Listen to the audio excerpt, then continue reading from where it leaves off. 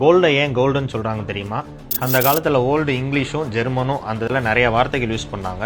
அது எக்ஸாம்பிள் பார்த்தீங்கன்னா ஜிலோ, குலாப், ஜியோலு இந்த மாதிரி வார்த்தைகள். இது எக்ஸாம்பிள் பார்த்தீங்கன்னா ஜெல்லோனா எல்லோ மீன் பண்ணுறது, அது மாதிரி வார்த்தைகள் வச்சு தான் கோல்டுன்ற வார்த்தையை வந்துச்சு.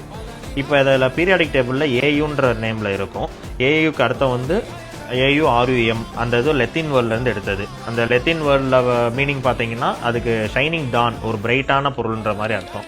இது எப்படி இது கோல்டோட சினாரியோட மேட்ச் ஆகுது அப்படின்னு பார்த்தீங்கன்னா, அந்த ரோமன்ஸோட ஒரு மித்து இருக்குது, ஹிஸ்ட்ரின்னு கூட சொல்லலாம். அதை அவங்க சூரியன் உதிக்கிறப்ப வந்து அவங்க கடவுள் வந்து மேலே பறந்துக்கிட்டு அவங்க சொந்தங்களுக்கு சூரியன் உதிக்க போகுதுன்ற மாதிரி சொல்லுவாங்க. அந்த இது வந்து ஒரு ஷைனிங்காக இருக்குன்றதையும் இந்த கோல்டை வந்து ஒரு ஷைனிங் டான்ற சொல்லுவாங்க. இது ரெண்டுமே சேர்ந்து ஒரு சினாரியோவில் தான் அதை வந்து ஏயுன்ற மாதிரி கொண்டு வந்தாங்க.